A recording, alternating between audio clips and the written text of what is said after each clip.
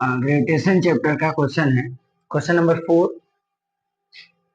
Question number 4 जो mathematical है उसमें कह रहा है कि कोई एक स्टार है। तो मान लीजिए कि ये कोई एक स्टार हो गया, ठीक है। ये कोई स्टार है, स्टार से आर डिस्टेंस पर कोई प्लेनेट हो गया, ठीक है।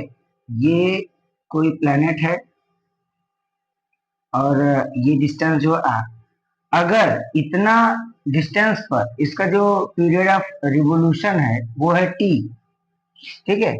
तो अगर इस डिस्टेंस को बढ़ा दिया जाए, माने कि अगर ये मान लीजिए कि ये जो दूरी है या डिस्टेंस है ये हो जाती है 2r, प्लेनेट यहाँ पर है यानी कि 2r डिस्टेंस हो जाता है।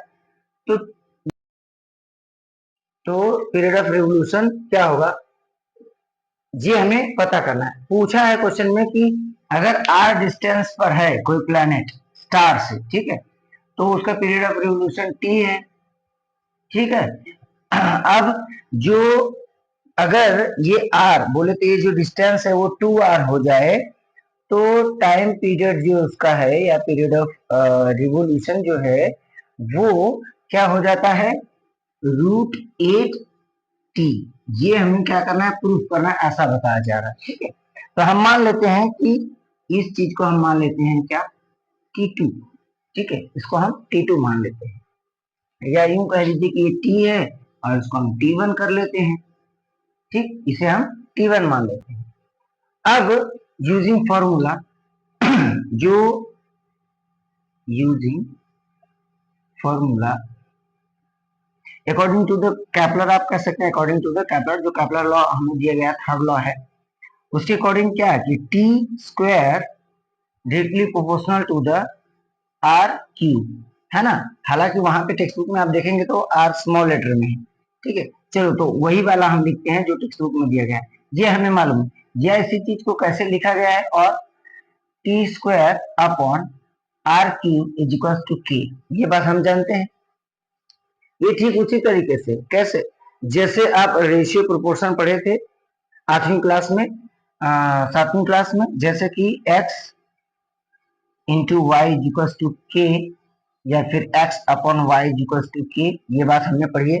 एग्जैक्टली इसी तरीके से है, ठीक है। अब हम वैल्यू पुट करके देखते हैं। टी स्क्वायर, ये फर्स्ट केस है आपका, पहला केस, कि जब टी हो रिवोल्यूशन एंड जो आर है ये इसका जो है डिस्टेंस, ठीक है। तो ये is equals to R cube and K, क्योंकि हम प्रोपोर्शन हटाएंगे तो यहाँ पर के आ जाएगा, ठीक। ये बात आपको मालूम है। नाउ इसको हम कैसे लिख सकते हैं, T square is equals to K, sorry upon यहाँ पे आर क्यूब, यानी कि T square upon R cube is equals to K, ठीक। ये हमारा इक्वेशन फर्स्ट हो जाता है। नाउ सेकंड केस, दूसरे केस में अगर हम देखें तो T square is equals to 2r cube and K, ठीक। अब इसको हम कैसे लिख सकते हैं कि k is equals to T square upon 2, इसका स्क्वायर करेंगे तो क्यूब करेंगे तो क्या हो जाएगा 8 और r का क्यूब, ठीक।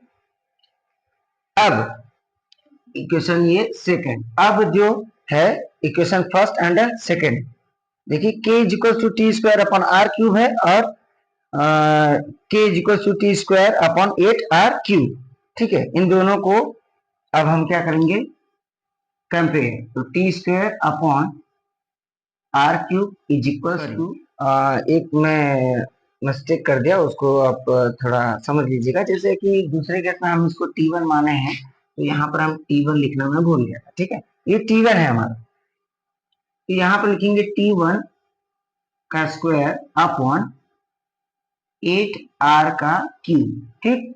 अब वही जनरल जो क्रॉस मल्टीप्लाई हम करते हैं, तो क्रॉस मल्टीप्लाई कर देते हैं, ये इधर आ जाएगा, यानी हो जाएगा, हमें मिलेगा क्या, ये इधर क्रॉस मल्टीप्लाई होगा तो T square into 8r cube upon R cube, यहाँ पर t1 का स्क्वायर, ठीक है। आर क्यूब से कैंसिल, बचा क्या हमारे पास 8t square is equal to t1 square. Taking square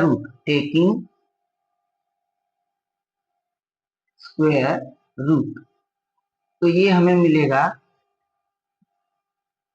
T1 is equals to root 8 T2 square. ठीक, now T1 is equals to ये, इसमें हम इसको 2√2 और t लिख सकते हैं, क्योंकि यहाँ पर देखिए इसका 8 का परफेक्ट स्क्वायर रूट आएगा नहीं, 2√2 आएगा, t का परफेक्ट स्क्वायर रूट आएगा, माने एक t बाहर हो जाएगा, ये बात हम जानते ही हैं। यानी यहाँ पे हम लिखेंगे √8t प्रूफ। ठीक है, माने कि ये जो रिवोल्यूशन हो जाएगा वो हमारा रिवोल्यूशन कितना हो जाएगा, √8t। ठीक है, माने पहले का जो रिवोल्यूशन था या टाइम ऑफ रिवोल्यूशन था, वो पीरियड ऑफ रिवोल्यूशन वो हो गया इसका कितना, √8 टाइम। ठीक, इस चीज को अब ऐसे भी लिखा जा सकता है आंसर कि T1 is equal to 2√2t, but हमें ये प्रूफ करना था इसलिए हमने